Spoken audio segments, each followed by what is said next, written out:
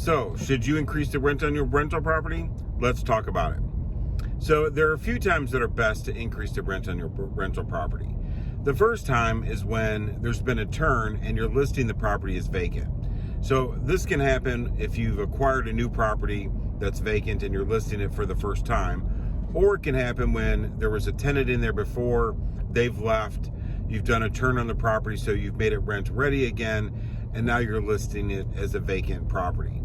This is the time to take a look at the market rent in the area for similar properties and determine what is the rental market value of this particular property, and that's what you should list it at. So no matter what the rent was before, you should be listing it at market rent at that time.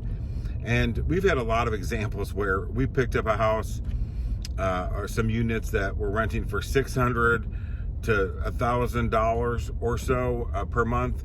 The tenant left, vacated, we made it rent ready, and we listed those properties and rented them for anywhere from $1,500 to $2,200 per month. So over double what the rent was previously. The second time that is good to increase your rent on a rental property is if there's an existing tenant in place, but there's been some sort of significant improvement made to the property.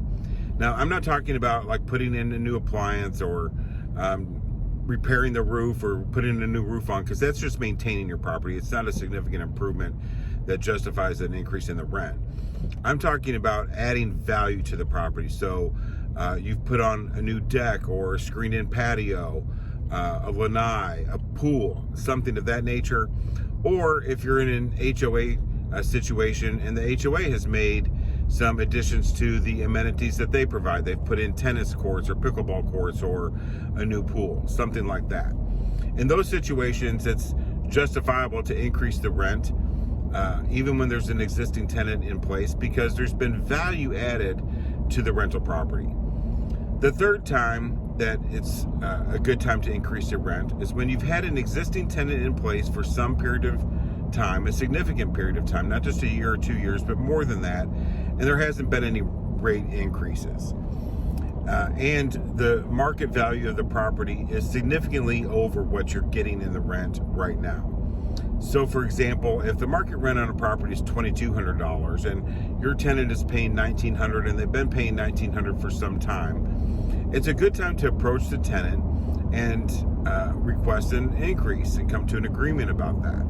Now, I wouldn't suggest going to a good tenant and saying, look, the market rent is now $2,200. I want to increase your rent by $300 and risk a vacancy from a good tenant.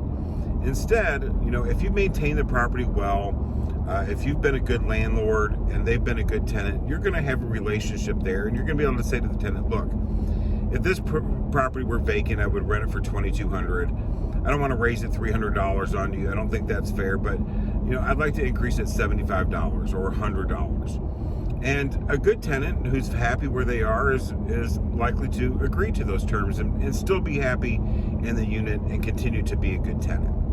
So use all of those techniques to keep your property at close to market rate as possible and to maximize your return on investment. See you tomorrow.